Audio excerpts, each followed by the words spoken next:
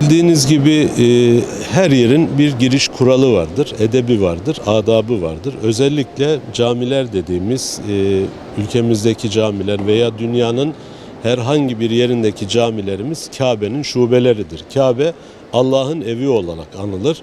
Allah'ın evine misafir olacak insanlarımızın özellikle yaz aylarında kılık kıyafet konusunda ciddi anlamda sıkıntılar yaşadığımızı ifade etmek istiyorum.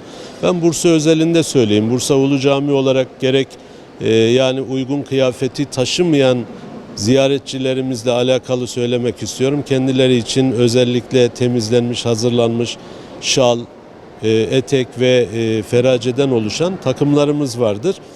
Yani bugün kiliseye giderken insanlar nasıl kilisenin kuralına uyuyorsa, okul öğrencisi nasıl okula girerken okul kıyafetini giyiyorsa veya işte çalışan fabrika işçisi iş kıyafetini giyip çalışıyorsa camiye girişin de bir kuralı vardır. Burası Allah'ın evidir.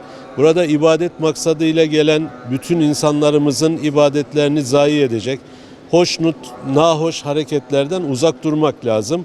Özellikle Ulu Cami ile alakalı bir takım insanlarımızın efendim orası müzedir, hat müzesidir demelerine de şiddetle karşı çıkıyorum. Ulu Cami camidir, Allah'ın evidir. Burası ibadet mekanıdır ve duaların kabul edildiği 5 mekandan birisi olarak söylenir. Bildiğiniz gibi burası aynı zamanda bir cihat camisidir. Yani Yıldırım Beyazıt Han'ın seferde vaat etmiş olduğu 20 cami yerine 20 kubbeli bir cami yaptırmıştır. Dolayısıyla burasını bir müze olarak düşünmek ciddi anlamda akıl tutulmasıdır. Biz herkese gönlümüzü kapımızı açıyoruz. Lakin camiye giriş adabına uygun bir şekilde kendi İslamiyet'in yasaklamış olduğu avret yerlerini göstererek değil de normal bir şekilde kıyafetlerimizi, uygun kıyafetimiz yoksa serbest kıyafetsek oradan cami görevlilerinden uygun kıyafetlerini almak suretiyle camiyi ziyaret etmelerini hasreten istirham ediyoruz.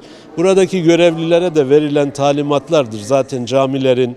Sadece Ulu Cami'de değil, içeride dışarıda bütün camilerde camilere girişle alakalı ikaz uyarı levhalarını görmekteyiz.